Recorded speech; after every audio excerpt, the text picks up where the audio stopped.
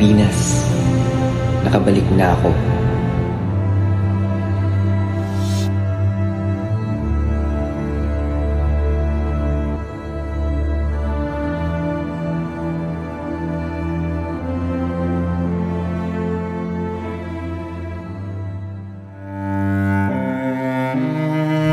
Aking Maria Clara, hindi kita malimutan.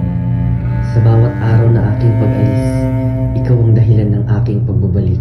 At ako, hindi rin kita malimutan muli.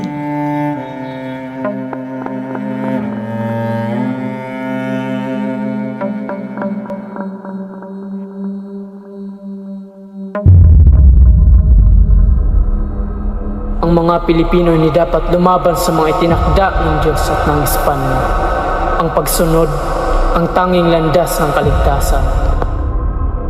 Huwag kayong matakot mga anak. Nandito lang yung nanay niyo palagi.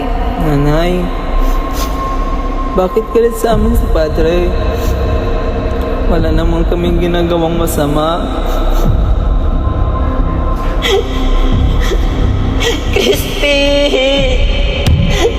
Kapatid ko! Christy!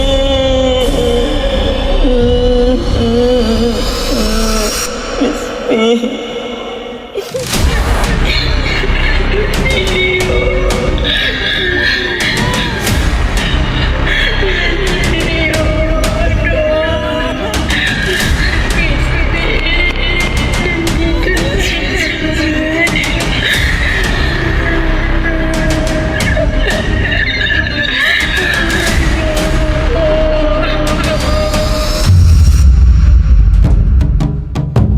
Hay nako, Madre de Dios, ang dami namang mga Indio, ang gugulo, ang papangit.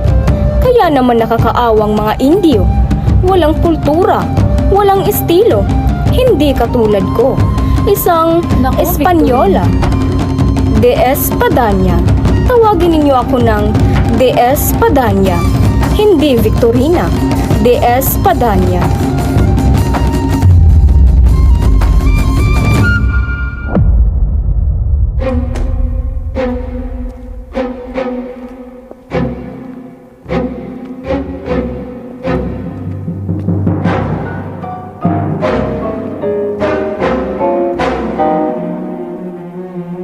Ano't tinitignan niyo ako? Akala niyo kung sino kayo? Alam niyo ba kung sino ang asawa ko?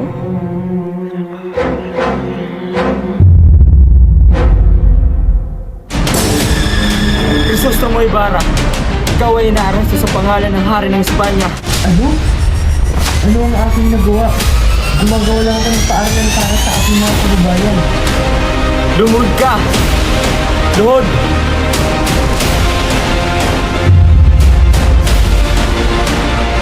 Hindi ka nag-isa, Ibarra. Marami sa amin ang naghihintay ng pagbabago. Ngunit ang pagbabago, hindi darating kung tayo ang papalimus ng kalayaan ng sarili sa atin. At kung walang nakikinig sa ating mga salita, anong magagawa ng mga mga? Ang iyong kinabukasan ay nasa iyong kamay, Maria Clara. Piliin ng Diyos at kalimutan ng lahat.